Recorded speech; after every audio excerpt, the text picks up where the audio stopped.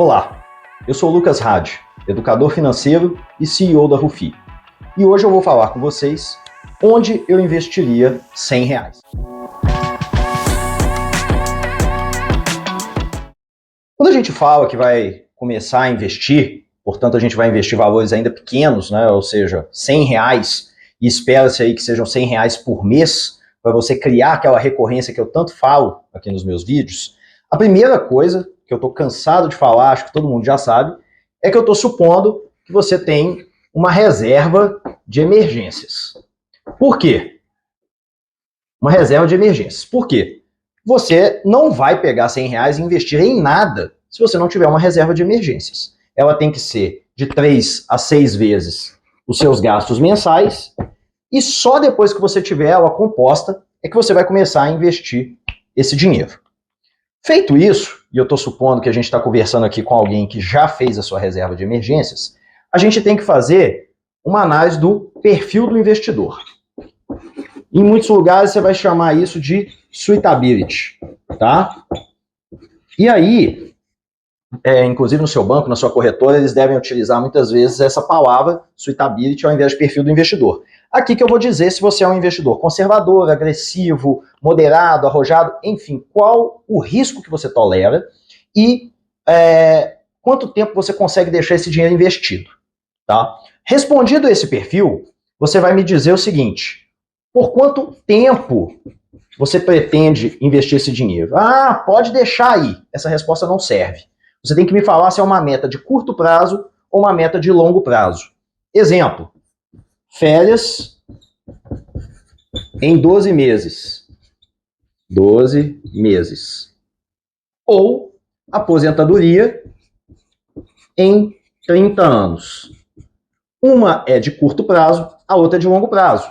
No meio do caminho eu poderia ter metas como um curso, um casamento, um filho, uma casa e por aí vai. Se eu vou, e aí na hora que eu chego, né, eu tenho meu perfil de investidor e eu tenho o tempo pelo qual eu quero investir esse dinheiro, eu tenho quase que uma matriz onde eu posso fazer a minha análise. E aí eu vou colocar aqui que eu tenho o conservador, o moderado e o agressivo, e eu tenho aqui o curto prazo, o médio prazo e o longo prazo. Se eu estou falando de alguém conservador e que vai investir no curto prazo, a gente vai ter que ficar naturalmente na renda fixa.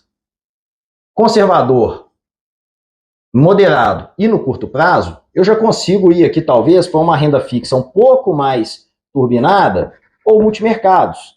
E aqui eu estou falando ainda de curto prazo e de alguém arrojado, eu posso falar de uma renda fixa um pouco mais turbinada ou multimercados. Quando eu falo multimercado aqui, entenda-se um multimercado de baixa volatilidade, de baixo risco. É aquele em que o gráfico não fica assim o tempo inteiro. Tá? É um multimercado um pouco mais conservador.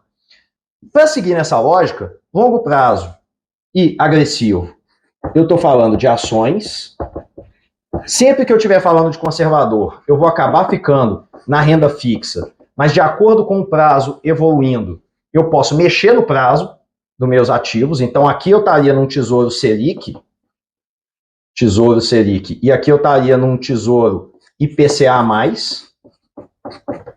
porque no IPCA+, eu tenho títulos de vencimento muito longo, no Tesouro Selic eu posso resgatar a qualquer momento, sem sem risco de perda. Eu só quis fazer essa análise para que vocês entendessem a lógica, onde, naturalmente, o perfil de risco vai aumentando nesse sentido. Ou seja, quanto maior o prazo, mais arriscado, quanto mais arrojado ou mais agressivo o investidor, também mais agressivo são os investimentos. Mas eu não vou deixar ninguém sem resposta. Então vamos lá. Se você tem uma meta de curto prazo, a maior chance de você ter bons resultados é no Tesouro Selic, num fundo de renda fixa, que seja aqui D0 ou D1, ou num CDB, geralmente é a melhor opção, tá? Onde você vai conseguir ter liquidez diária. Não adianta você pegar um CDB para 2050. Você tem que ter um CDB para liquidez diária. Então, esse aqui é o nosso investidor de curto prazo. O investidor de médio prazo, ele vai já poder contar com um CDB de médio prazo, então um CDB talvez de 1 ou 2 anos, uma LCI, porque a LCI é isenta de imposto, é renda fixa, e mesmo se você aloca numa LCI que depois vai ter liquidez diária, ela ainda te prende no primeiro momento em 90 dias. Então você não pode pegar e colocar a LCI para o curto prazo, porque nos primeiros 3 meses você não vai ter liquidez. Você pode já começar a falar também de investimentos em fundos multimercado. Aqui, como é médio prazo, você já pode ter algum multimercado que oscile um pouco mais. E quando você fala de longo prazo, você vai ter, além de todas essas opções, obviamente, os fundos imobiliários e as ações. Lucas, mas lembra, por favor, nós estamos falando de R$100, essa que é a limitação. Como é que eu vou comprar uma carteira diversificada de ações com R$100? A boa notícia é que hoje você consegue comprar tesouro, você consegue comprar CDB e você consegue comprar bons fundos de investimento, onde nos fundos de investimento em ações ou nos fundos imobiliários que são mais diversificados ou nos fundos multimercados que são muito diversificados também por natureza, porque são multimercados, você tem acesso a partir de R$100.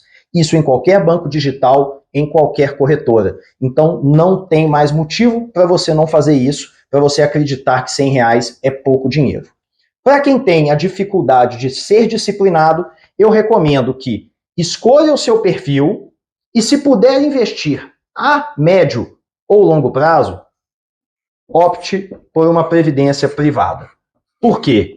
Na previdência privada, você consegue cadastrar um débito automático na sua conta.